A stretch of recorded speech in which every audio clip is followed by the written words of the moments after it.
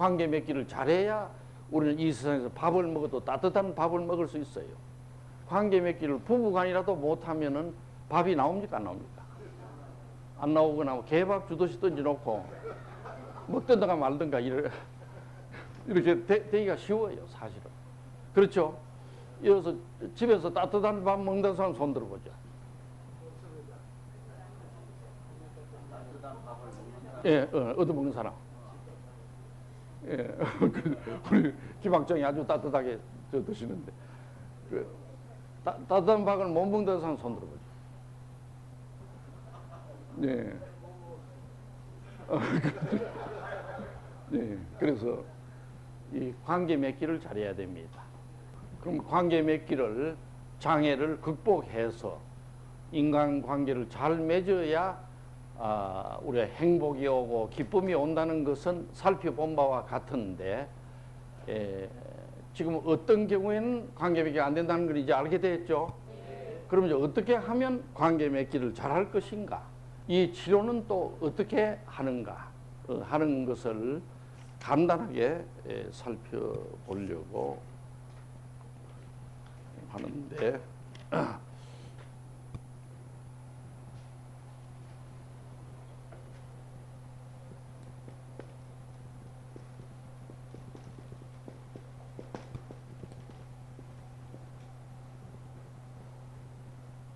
첫째는 관계 맺기를 잘하려면 관계 맺는 기술을 무장해야 된다. 이게 뭐 말로만 되는 게 아니에요. 관계 맺기 기법을 평소에 무장하고 이렇게 함으로 해서 기법을 잘 무장하는 것이 이 하나의 치료의 지름길이라고 볼 수 있는데 여기서 자기 뜻대로 못하는 부분이 어렸을 때 이 얘기입니다. 인격 형성기. 다시 말하자면 0세에서 6세까지. 특히 인격 형성기에는 누가 책임을 져야 됩니까? 어머니가 책임을. 그리고 어머니 잘못 만나면 망하는 겁니다. 말하자면. 그리고 또 아버지도 책임이 있어요. 그래서 어머니와 아버지를 잘 만나서 이 인격 형성기를 보내야 관계 맺기를 잘하게 됩니다. 이때 왜냐하면 인격 형성기라는 게 뭐냐? 따지고 보면 관계 맺기를 훈련하는 기간이에요. 관계 맺기의 기본적인 원형을 만드는 기가 인격 형성기라고 우리는 보는 것입니다. 그래서 제일 중요한 것이 어머니와의 관계에서 기초적 믿음을 얻어야 돼요. 기초적 믿음. 이거 누가 이런 말을 했나요? 예? Basic trust. 한번 따라해. 기초적 믿음. 기초적 믿음. Basic trust. 그래서 어머니와 유아가 저절빨 적에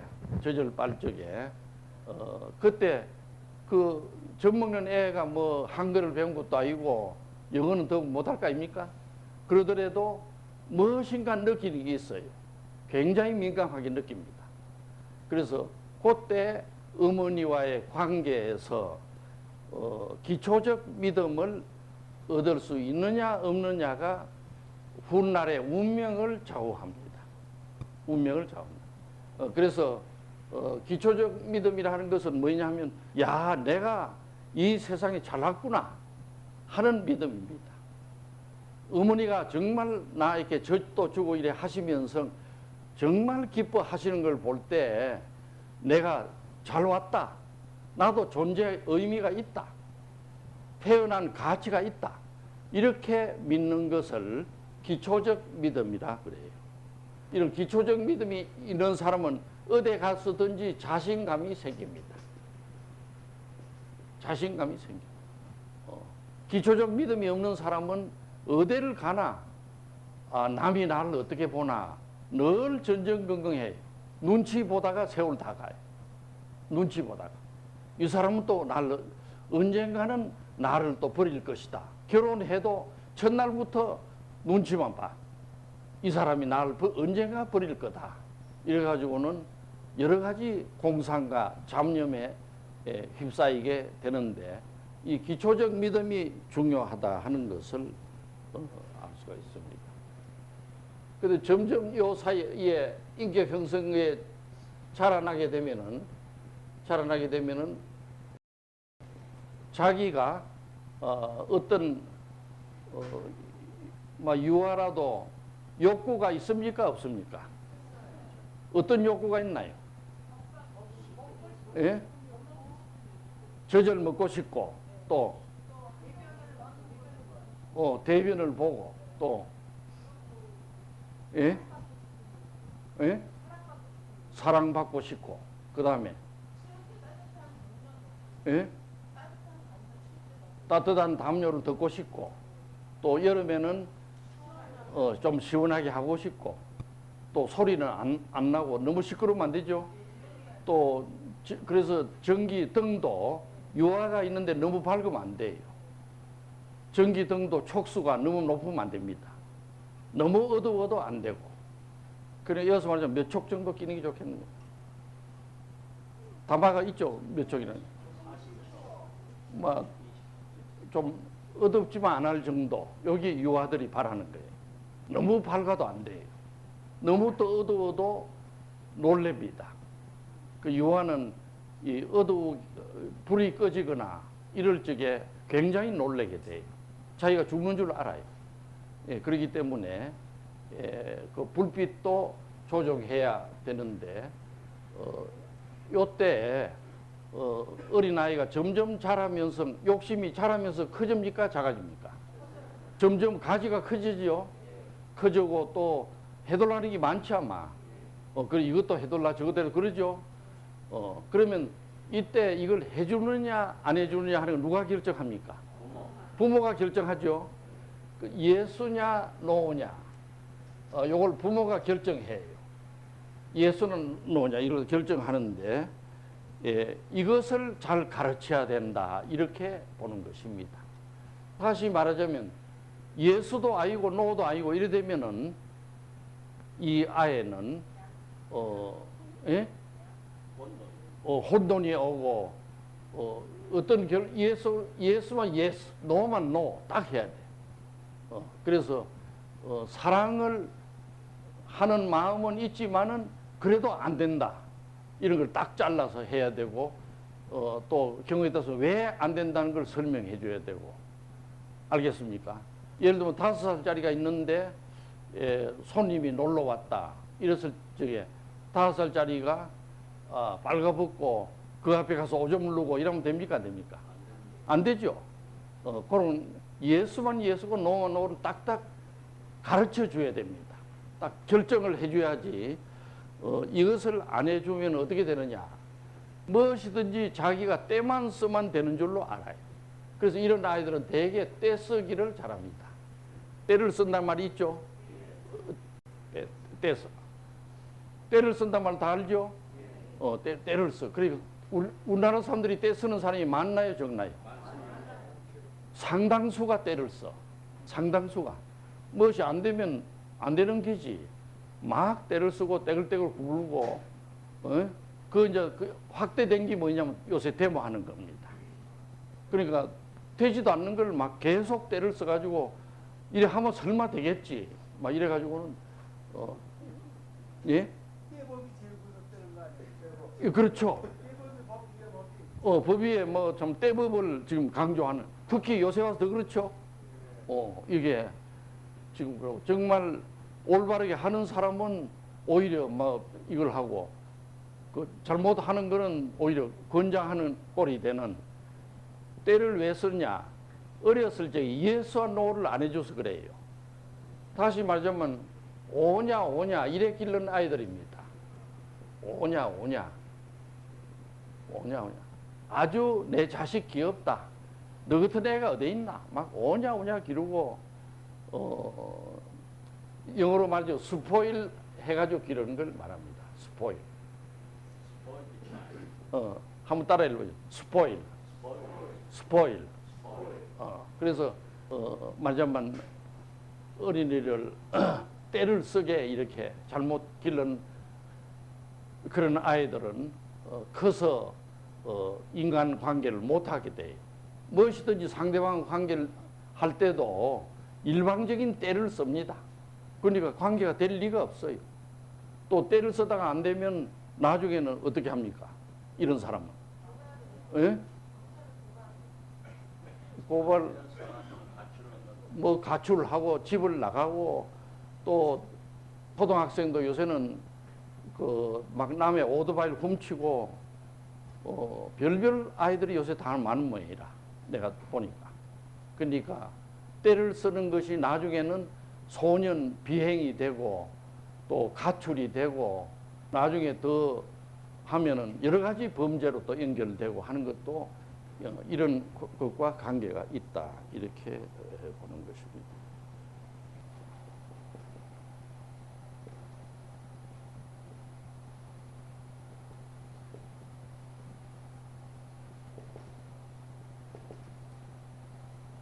그 다음에는 어렸을 적에 점점 크면서 사회화 과정을 잘 밟아야 돼. 사회화 과정. 여러분 한번 따라 읽어보시면 사회화 과정. 사회화 과정. 소셜리제이션. 소셜리제이션. 소셜리제이션 프로세스. 이걸 갖다가 잘 밟아야 되는 것입니다. 그 사회화 과정이라는 건 뭐냐 하면 어린아이가 나자마자는 젖만 발다가 커서는 또 아장아장 기어다니다가 변소 가서 똥도 누고 이래 하고 점점 크면서 욕심은 생기고 그러나 될 것이 있고 안 될 것이 있다. yes, no를 배우고 그러면서 이 사회가 살아나가는데 자기에게 무엇을 요구하고 하는가를 그래서 자기와 사회 간에 이걸 알아가지고 그 사회가 요구하는 대로 자기를 맞춰가는 과정을 사회화 과정이라고 말합니다. 그러면 태어난 아이가 점점 자라면서 사회화 과정을 어떻게 밟게 되느냐. 처음에는 누가 가르칩니까? 사회 과정을. 부모가 가르칩니다. 부모가. 그 다음에 또 부모도 가르치지만은, 뭐 선생 만나기 전에도 삼촌이니, 또 누굽니까? 예? 이모니, 혹은 할머니, 할아버지. 그 다음에 유치원 선생. 그렇죠? 또 초등학교 선생님한테 배우게 되는 거죠. 사회화 과정을 배우는 거는 부모한테 배우고 선생님한테 배우고 이러면서 점점 자라나게 되는 거죠. 그러면서 나중에는 또래들한테도 피어한테도 배우게 되죠.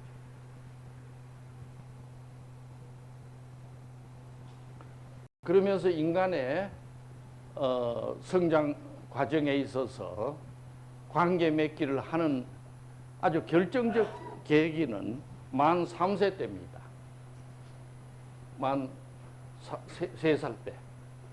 만 3살 때는 어떤 일이 일어났느냐. 만 4살 때는 나와 대상 관계가 되는데 처음엔 젖먹던 아기는 나와 어머니가 같은 줄 알아요. 처음에는 1살짜리 이런 애들은 그러니까 어머니 젖이 내 건가 또 이런 걸 구분하지 못한다. 저도 얘기했지만은 어린 아이가 천장을 보면은 천정도 저것도 나구나 이렇게 생각해요. 그런데 이러다가 점점 내가 따로 있고 대상이 따로 있다는 걸 점점 깨닫게 되는데 만 3살 때는 어머니 모습이 자기 속에 들어옵니다. 어머니라는 모습이 자기 마음 속에 들어와요. 만 3살에. 이게 무슨 말이냐 하면은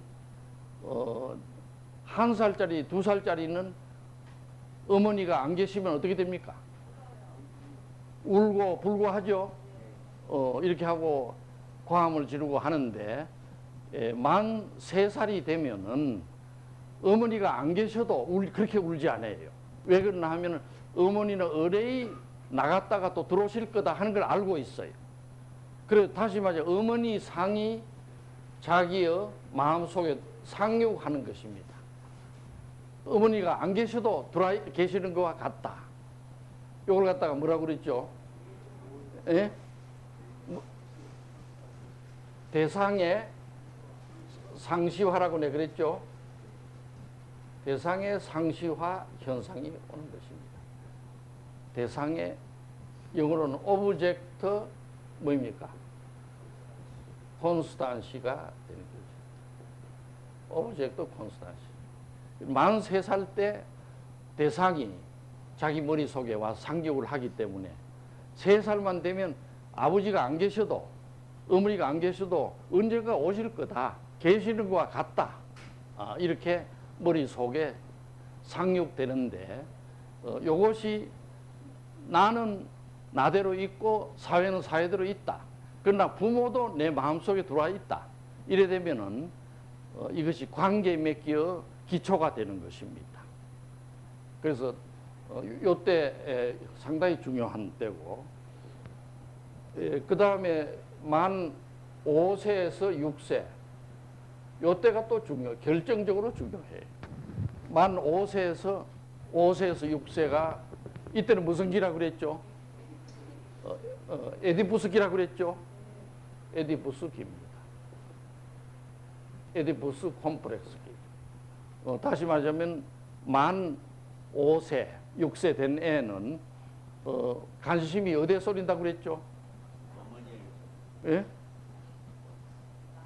자기 신체의 어느 부위에 쏠리죠? 남근에 쏠리게 돼요. 남근. 그래서 다시 말하자면 유치 하나만 성적 쾌감을 느끼게 되는데 성적 쾌감을 그래서 유치 하나만 자세한 거는 몰라도 남자아이는 대상을 누구를 삼습니까? 어머니를 대상으로 삼고 또 아버지가 어떻게 됩니까? 따르게 돼요. 아니 남자아이는 어머니를 대상으로 삼고 아버지는 배척하고 라이발로 보는 거죠. 자기 아버지를 라이발로. 또 딸은 반대로 딸은 아버지를 이걸 하게 되고 어머니는 라이발로 보게 되는 거죠. 딸의 경우는 여러 학자들의 말에 의하면 남자보다 조금 복잡한 과정을 밟기는 밟아요. 그 말은 무슨 말이냐? 딸도 처음에는 젖을 먹어야 되니까 어머니 편에 붙어 있어요. 어머니에게 가까워져요. 그렇겠죠? 그러다가 나중에 보니까 자기가 성적인 걸 좀 느끼고 보니까 자기가 남자 형제와 달리 꼬치가 없다는 걸 발견하거든. 만 4세, 5세, 6세 요 사이에. 알겠습니까? 꼬치가 없다는 걸 발견하니까 왜 나는 꼬치가 없나? 깊은 이문에 쌓이는 모양이다. 깊은 이문에. 왜냐면 남자는 있는데 꼬치가 저는 없다 이 말이죠. 그래서 그걸 이제 교육을 잘 시키면은 괜찮은데 더구나 우리나라처럼 남존 여비 사상이 있어가지고 꼬치만 달리면 무조건 뭐 어떻게 합니까? 예? 높이 봐주고 그러죠. 또 꼬치가 없다 하면 어떻게 삽니까? 부모들이 미역국도 안 먹고 이러죠. 또 심지어 밀치 놓는 사람도 있지 않나? 그렇죠? 그래 되면은 열등감을 느끼고 그래 어느 날 만 5세 이런 애들이 보면 어머니도 꼬치가 없다는 걸 알게 돼. 유치 하나만. 그러니까 어머니도 나하고 별거 없구나. 이러니까 관심이 아버지한테로 간답니다. 그래서 여자아이도 아버지에게 쏠리게 되고 어머니를 라이발로 보는. 여러분 이해합니까? 그래서 그래서 만 5세, 6세 때는 자기 남자아이는 아버지를 라이발로 보고 아버지가 죽었으면 좋겠다 이런 생각도 한다고 그래요. 아버지가 죽었으면 안 돌아왔으면 좋겠다. 이러면 좋은데 마침 그때 돼서 아버지가 배를 타고 나가가지고 안 들어오면 어떻게 됩니까? 안심하고 이제 됐다 이래가지고는 마음껏 어머니에게 유착하고 말아. 병으로 되는 것입니다 나중에. 그런데 만 5세 6세 때도 아버지는 여전히 들어오거든 집에. 들어오니까 내가 이런 나쁜 생각을 하면 아버지한테 맞아 죽지 않나, 큰일 난다 해가지고 그런 생각을 한다고 그랬죠. 그래서 예를 들면 남자아이의 경우에, 남아의 경우에는 첫째가 아버지에게 어떻게 합니까? 대결하고 아버지가 죽었으면 좋겠다 대결하고 그 다음에 어떻게 됩니까? 아버지하고 싸워봤던 자기가 이깁니까? 접니까? 저죠.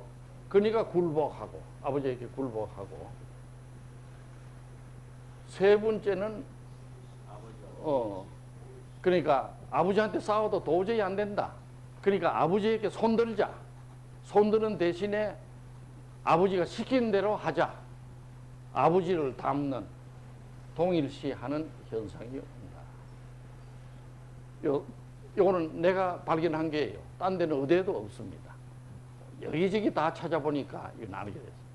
한번 따라 읽어보시면 부의 대결, 부의 굴복, 부의 동일시, 이 3단계를 거쳐서 남자아이는 아버지 상을 받아들이는 아버지의 명령이 자기 머리에 박히고 아버지의 금지하는 게 머리에 박히고 따라서 양심이 박히는 것입니다. 양심이 자기 머릿속에 박히는 겁니다. 만 5세에서 6세 사이다. 이건 여러 문헌을 내가 이걸 하기 위해서 찾아봤어요. 지난 수십 년간 찾아보고 하는 소리다. 여러분 알겠습니까? 그래서 이렇게 아버지의 양심이 들어온 애는 자기 머릿속에 양심이 있습니까? 없습니까? 예? 양심이 있죠? 이런 애들은 자기가 뭘 하고 싶은 대로 욕심대로 합니까? 안 합니까? 안 하게 되죠. 그런 애들은 어디에 가든지 이거는 내가 해서는 안 되는구나. 또 남의 오토바이는 가져가야 됩니까? 안 가야 됩니까? 안 가져가야 되는구나. 또 남의 집에 똥을 뿌리면 됩니까? 안 됩니까? 안 되는구나. 또 붉은 신호가 나면 건너가야 됩니까? 안 건너요? 안 건너요. 다시 말하자면 만 5, 6세 사이에 아버지가 자기 마음에 상륙하여 양심을 만드는 것입니다. 여러분 이제 알겠죠? 이렇게 된 애들은 인간관계를 잘하게 돼요. 인간관계를 훗날에도 잘하게 돼요. 그래서 요 과정을 안 밟은 애는 다시 말하자면 에디푸스 콤플렉스가 해결 안 된 애들은 커서 어떻게 될까요? 커서 예?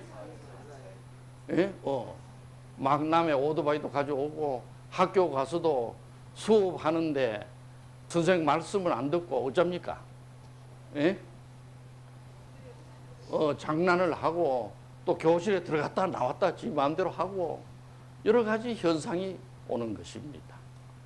그래 얼마나 중요한 일인지 몰라요.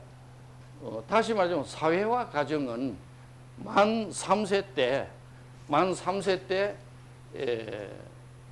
대상이 상시화되고 5세 6세 사이에 아버지의 양심이 자기 마음속에 박히는 것이라고 볼 수가 있어요.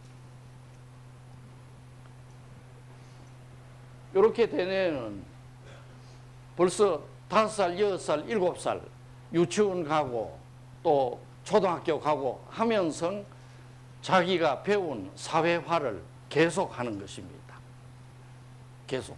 그 선생님 말씀도 듣고 아버지 말씀 또 사회의 규칙 이걸 다 배우게 되고 그래서 이런 아이들은 살아가면서 지 마음대로 합니까? 이 상대를 봅니까? 어떻게 합니까? 상대를 보죠. 그래서 요럴 때는 설리반이 말한 것처럼 반영적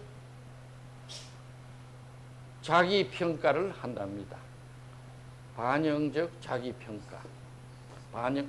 영어로는 reflected 뭐입니까? 예? 셀프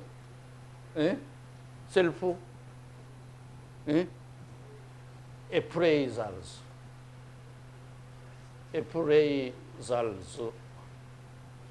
한번 따라 읽어보죠. 반영적 자기평가.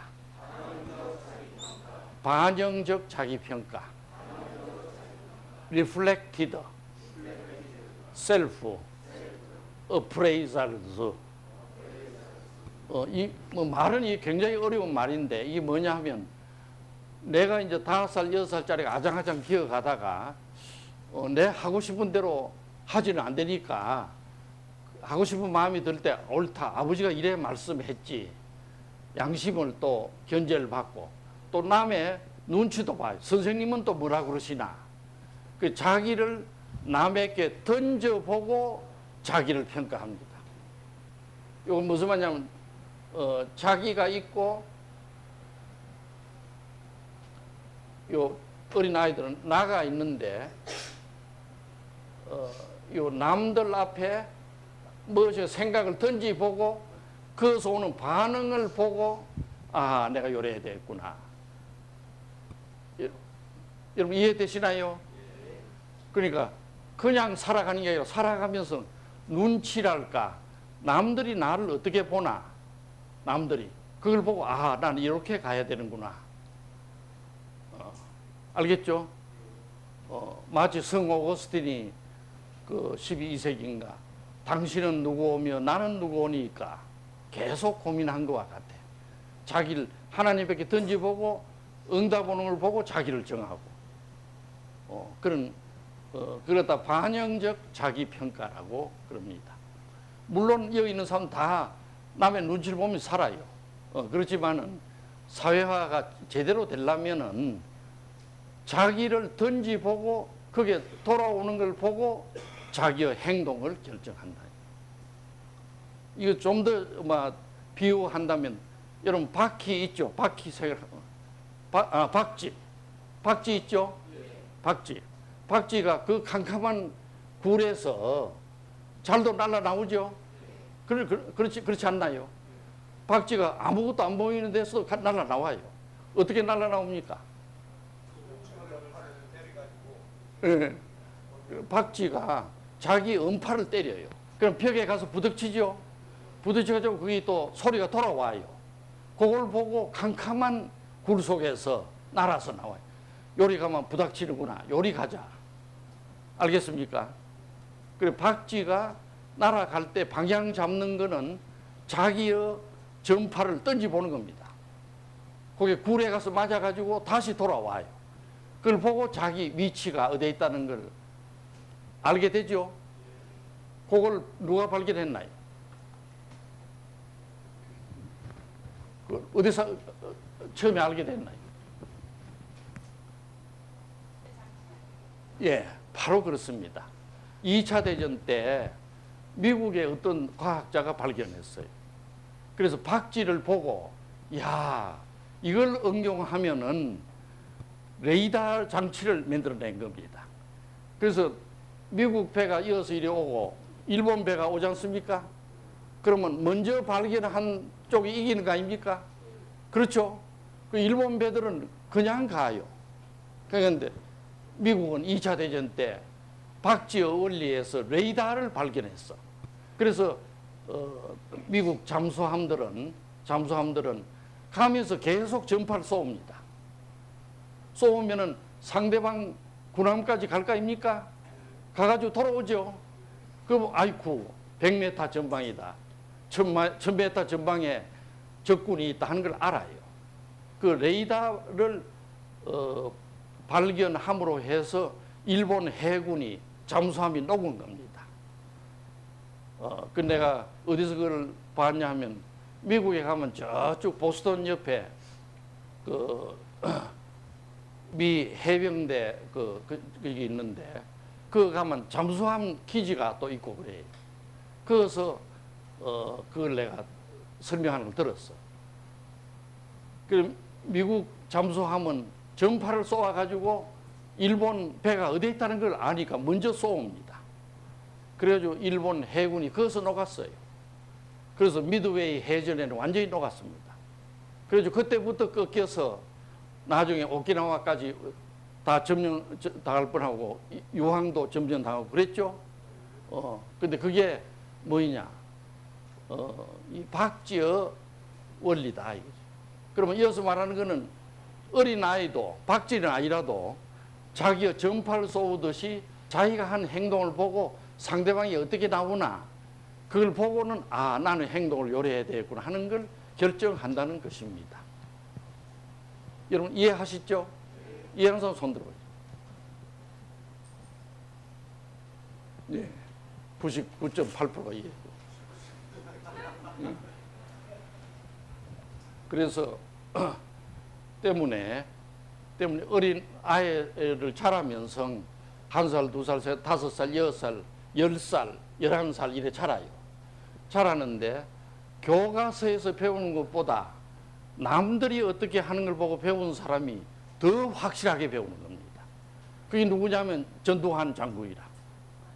전두환 장군은 만주에서 와가지고 먹을 게 없어가지고 대구에서 신문팔이를 했거든. 신문팔이를 하니까 어떤 집은 들어가니까 개가 나와서 물고 어떤 집은 또 친절하게 대하고 이런 걸 알았거든. 그때 그 배운 게 나중에 어떻게 됐나요? 어떻게 됐죠? 예? 대통령까지 되고 언젠가 역사는 전두환 장군을 평가할 날이 올 겁니다. 머지않아 와요. 예. 예, 그래서 그 문제를 내가 얘기하려는 건 아니지만서도 어렸을 적에 그런 리플렉티드 셀프 에프레이설을 하는 게 얼마나 중요한지 몰라. 어렸을 때 이런 거 저런 거 안 겪고 밥만 먹고 때나 쓰고 지 마음대로 하고 또 이 장난감도 사달라 하면 뭐 마음대로 데려가서 저 어디로 데려가는가? 예? 막 원하는 대로 다 사주고 한 애들은 이런 게 없기 때문에 대인 관계가 될 수가 없어요. 그래서 그 훗날은 전부 반사회 정신병이 되어서 의사를 찾아오면 그때는 이미 늦어요. 늦다 이거예요. 늦는데도 불구하고 왜 빨리 안 났냐고 또 성화를 하는 어머니도 있어요. 여기는 없습니다. 없는데. 그러니까 의사가 곤란하죠. 그럴 때는 조용히 더 잘 고친 대로 가시라고 유도할 수밖에 없어요. 왜? 그렇게 못 고치겠는데 왜 빨리 안 고치냐고 이런 사람이 있어. 마치 어릴 때 그 오냐 하고 키우는 타입을 되풀이하는 수가 있다고 나는 봅니다.